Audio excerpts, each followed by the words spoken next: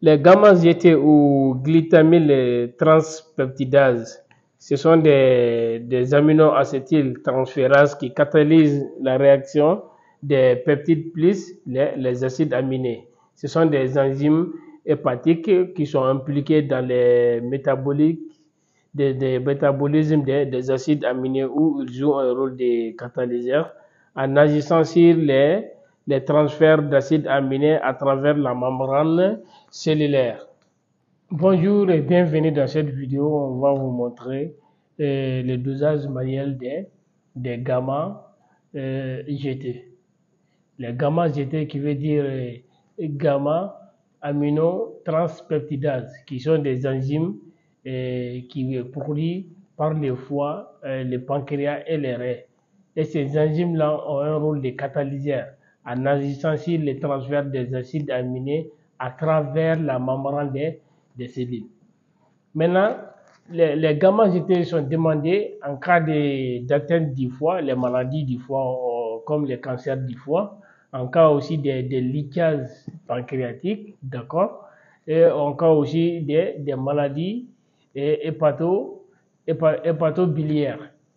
Vous allez voir qu'on demande aussi cette analyse en cas de cancer du foie. Maintenant, on va parler des conditions de prélèvement pour ne pas forcément d'être en chien. C'est-à-dire les gènes du patient n'est pas une obligation, mais de préférence, vous savez, toutes les analyses sont bonnes en cas de préférence en cas de gènes. Et le prélèvement se fait sur type épargné.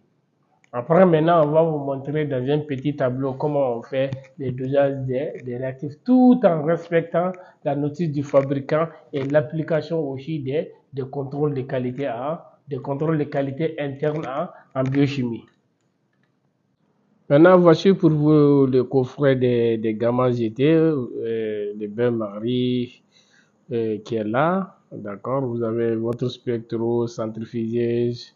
Maintenant, voici les kits qui est là. Regardez bien les différents réactifs qui sont en poutre aussi, comme vous le voyez, dont vous devrez préparer avec la solution des différents diluants qui sont là.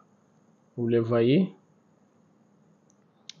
Voilà. Après, vous allez prendre la notice.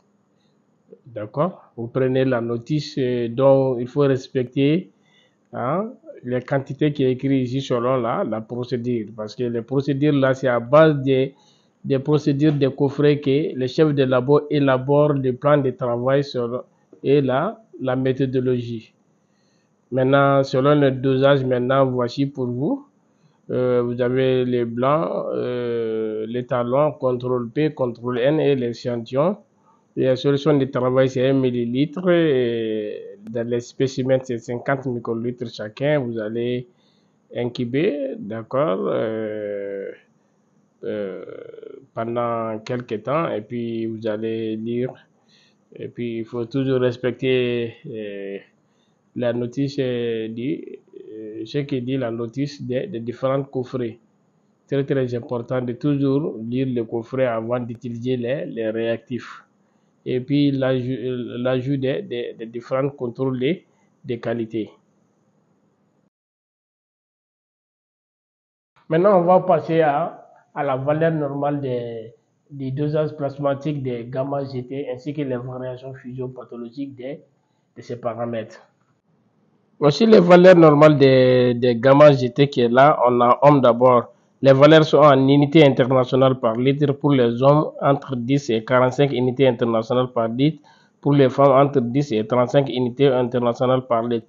Il faut savoir que ces valeurs changent d'un laboratoire à un autre, ainsi que selon les coffrets utilisés aussi.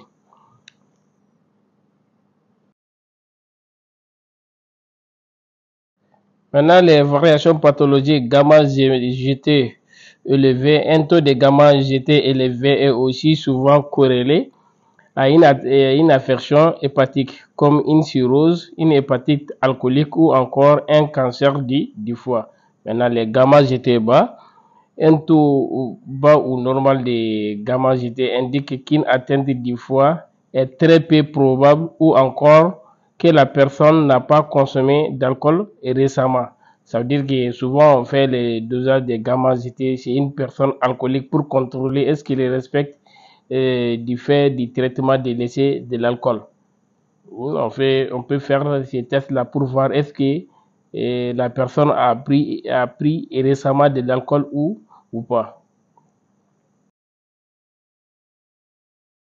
Parce qu'une enzyme produite très généralement par les foies qui joue un rôle de catalyseur en agissant sur le transfert des acides aminés à travers la membrane des cellules. Je vous remercie.